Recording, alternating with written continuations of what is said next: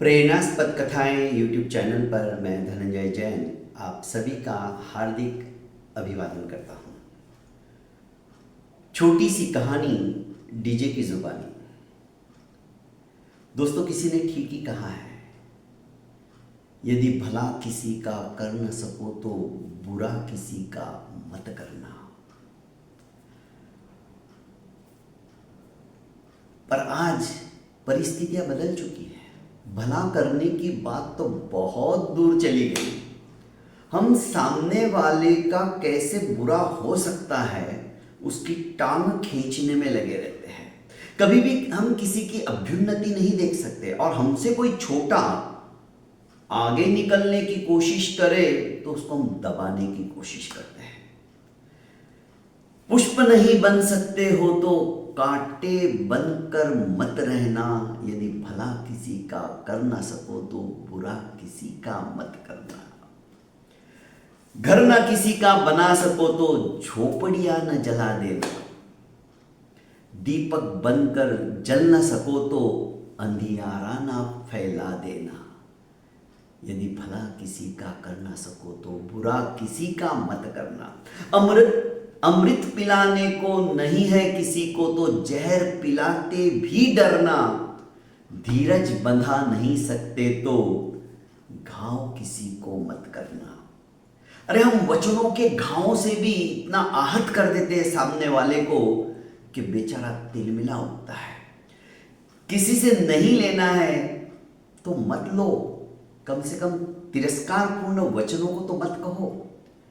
Signal के ऊपर भिखारी मांगने को आता है, आपको नहीं देना है तो हाथ जोड़ दो, पर उसे दुत्कारो मत, फटकारो मत। अरे, आप दे नहीं सकते हो मधुर वचन तो आपको तिरस्कार करने का भी अधिकार नहीं है। क्योंकि दोस्तों, दुनिया कमजोर हो सकती है पर दुनिया बनाने वाला कमजोर नहीं हो सकता। सुनते छोटी सी कहानी, असहायों की सहायता करना सीखो दोस्तों। बहुत सुकून मिलेगा, बहुत अच्छा लगेगा। सोनी साहब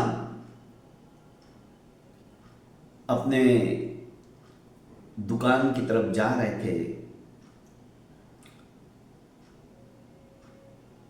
अचानक पत्नी ने कहा कि देखो जी, आज जब आप वापस लौट आओ ना तो एप्पल लेके आना, फ्रूट सब खत्म हो चुके हैं। सोनी जी ने कहा कि ठीक है, मैं लेके आऊंगा। और सोनी जी ब्रिज के नीचे से ही अपने शॉप के ऊपर जाने लगे। रास्ते में एक बुढ़िया एप्पल का टोकरा लेकर बैठी हुई थी और बार बार अपने साड़ी से एप्पल को पोंछ भी रही थी, धूल मिट्टी की वजह से कहीं एप्पल गंदे ना दिखे। जैसे ही शर्मा जी ने अपनी गाड़ी एक तरफ रोकी और आए कि माँ जी, एप्पल कैसे दिए? बुढ़िया ने कहा 120 रुपए के 1 किलो। कुछ भी बात करती हो, 120 बहुत ज्यादा है, 100 रुपया दूंगा। बुढ़िया ने कहा नहीं बेटा, मेरी बहुनी भी नहीं हुई है, पहले गिराई तुम हो और तुमसे ज्यादा नहीं मांगूंगी। एक काम करो, तुम 110 रुपया दे दो। नहीं नहीं, मैं तो 100 रुपए से 1 रुपया भी ज्यादा नहीं दूंगा, देना है तो दे, नहीं तो मैं चला। और कठोर शब्दों में ऐसे बोलते हुए सोनी साहब अपनी गाड़ी की तरफ मुड़ गए। बुढ़िया ने हाथ जोड़ लिए, कोई बात नहीं। सोनी साहब अपने शोरूम पर आ गए। शोरूम की चकाचौंध, नौकर चाकर बहुत थे, 40 कर्मचारी थे। बड़ा शोरूम सोनी साहब का। पर घर के काम में हाथ बटाने के लिए हमेशा आगे रहते थे और पत्नी की बात कभी टालते नहीं थे। सायंकाल सोनी जी जब वापस अपने घर की तरफ लौटने लगे तो सोनी साहब के शोरूम के पास ही एक फ्रूट्स वाले का बहुत बड़ा स्टॉल लगा रहता था और सोनी जी हमेशा वहीं से लेते थे।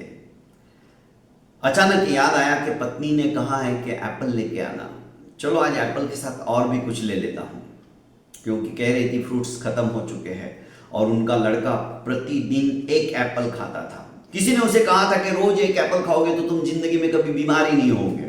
बस उस दिन से दिमाग में भूत सवार हो गया कि मुझे तो रोज एक एप्पल चाहिए। खैर, सोनी जी सोचते सोचते ही उस दुकान पर पहुंचे जहां पर लिखा हुआ था मोल भाव मत कीजिए, यहां पर एक ही दाम है। सोनी जी ने फिर भी पूछ लिया, भाई एप्पल कैसे दिए, क्योंकि आज तक उन्होंने एप्पल वाले से कभी पूछा नहीं था, फ्रूट्स वाले से कभी पूछा नहीं था। कोई भी चीज लेते तो जितना वो बोलता उतना दे के निकल जाते। आज पूछ लिया। वो फ्रूट्स वाला भी देखने लगा कि आज सोनी जी ऐसे कैसे क्या पूछ रहे, कभी तो पूछते नहीं हैं। फिर भी उसने कहा कि 150 रुपए किलो। सोनी जी ने कहा 150 रुपए किलो? नहीं नहीं, बाजार में तो 120 रुपए किलो है। कि नहीं सोनी साहब, उसने बोर्ड की तरफ ऐसा इशारा कर दिया, मतलब यहां पर मोल भाव नहीं होता, एक ही दाम, फिक्स रेट। सोनी जी ने आगे कुछ नहीं कहा कि कोई बात नहीं, ठीक है, और वहां से चल दिए। वापस ब्रिज के ऊपर से जाने के बजाय नीचे से ही आए। सोचा कि पता नहीं शाम हो गई है, वो बुढ़िया है भी या नहीं है बैठी हुई, पर इसी आशा से कि चलो चलते हैं। आए, बुढ़िया बैठी थी, उसके एप्पल अभी 3 किलो के करीब बचे होंगे। सोनी जी ने अपनी गाड़ी रोकी। बुढ़िया पहचान गई, क्योंकि सवेरे सवेरे यही श्रीमान जी आए थे।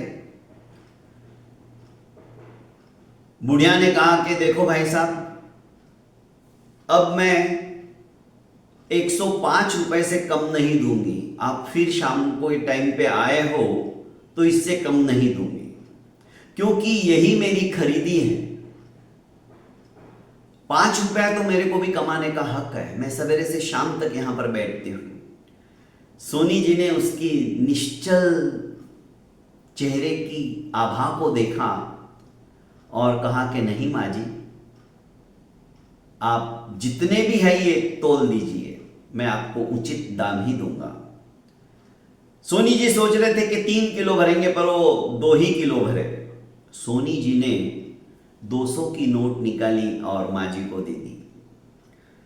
माँ जी बोले कि बेटा मेरे पास छुट्टे नहीं हैं, ऊपर के छुट्टे तुम ही दे दो। नहीं माँ जी, ऊपर के छुट्टे मेरे पास भी नहीं है, आप और ये 100 रुपया लीजिए। और इस तरह से सोनी जी ने 300 रुपए में 2 किलो एप्पल ले लिए। बेटा पर मेरे पास छुट्टे नहीं है वापस देने के लिए। नहीं माँ जी, रख लीजिए, मुझे दूसरी दुकान पर 150 का रेट मिला तो वही रेट मैं अब आपको भी दूंगा। आज उस दुकान वाले ने मेरी आंखें खोल दी। वहां पर हम कभी भाव ताव करते ही नहीं, और आपसे मैं सवेरे सवेरे बौनी के समय आर्ग्यूमेंट करने लग गया कि नहीं, मुझे तो तुम 100 रुपए में ही दो। आज के बाद ऐसा नहीं होगा बेटा। मेरे पति अभी 4 महीने ही हुए, वो गुजर गए, घर में कमाने वाला कोई नहीं है, मेरा पोता छोटा है अभी, बस वो इकलौता मेरा बेटा भी छोड़ के उसे चला गया था। मेरी राम कहानी मैं तुम्हें क्या सुनाऊं। बस सारा दिन थोड़ी बहुत मेहनत करके 2 जून रोटी मिल जाती है। अभी हमारे पास इतना है भी नहीं कि मैं कुछ कर पाऊं, क्योंकि उनके अंतिम संस्कार के अंदर ही मेरा सारा समय चला गया, सारा पैसा भी चला गया। पहले तो बीमार थे, बीमारी में चला गया, फिर अंतिम क्रियाक्रम के अंदर निकल गया। मेरे पास इस टोकरी के अलावा कुछ भी नहीं है। उसने कहा माँ जी चिंता मत करो, सब ठीक होगा। सोनी जी घर पे आने के बाद एप्पल देते हैं और अपनी पत्नी से कहते कि देखो आज ऐसी ऐसी बात हो गई। और हम बड़े बड़े शोरूम में जाकर बच्चों के लिए कपड़े लाते हैं, सब कुछ लाते हैं, कभी आज तक हम भावताव नहीं करते, पर सड़क पर बैठे हुए उन गरीबों से हम तोलमोल करते हैं। क्यों? उनकी कितनी मजबूरी होती है। अरे 2 पैसा वो बाहर वाले से, शोरूम वाले से कम ही ले रहे हैं, फिर भी हमें शोरूम में लेना पड़ता है। बड़ी बड़ी शॉप में जाकर हम अपनी खरीदी के लिए अपना बड़प्पन समझते हैं। एक काम करो, तुम कहती थी ना मुझे कुछ पुण्य काम करना है, तुम अपने जो तुम्हें खर्ची में देता हूं उससे तुम बचा के रखती हो उन गरीबों की सहायता के लिए। आज वो मौका मिल गया है, तुम मुझे कितना पैसा दे सकती हो?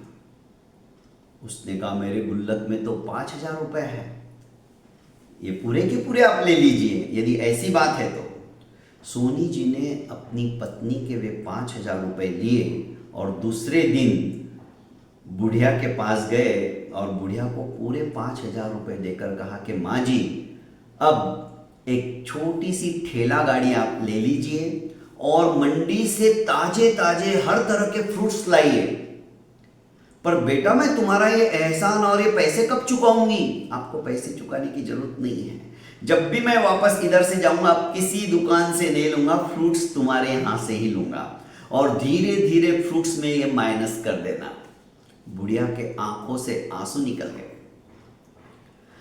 इतना ही नहीं, सोनी जी अपने शोरूम में आकर अपने सभी कर्मचारियों से कहते कि देखो वो बुढ़िया, आज उसे स्टेबल करने के लिए हम सबको साथ देना चाहिए और सभी से कहा तुमको फ्रूट्स लेने हैं तो उसी से लेना। सेठ के आदेश की अवहेलना कौन करेगा? सभी उस बुढ़िया के पास से लेने लगे और सवेरे जो ताजे ताजे फ्रूट्स लाती, शाम तक तो बुढ़िया के सारे फ्रूट्स खत्म हो जाते। ठेला गाड़ी का सहारा लेके अपने घर पे जाती, फ्रूट्स लेके आती और रोज इस तरह से बुढ़िया के दिनमान ही बदल गए। मतलब सोनी जी ने अपनी सूझबूझ से एक उजड़ता हुआ घर, बर्बाद होता हुआ घर बसा दिया।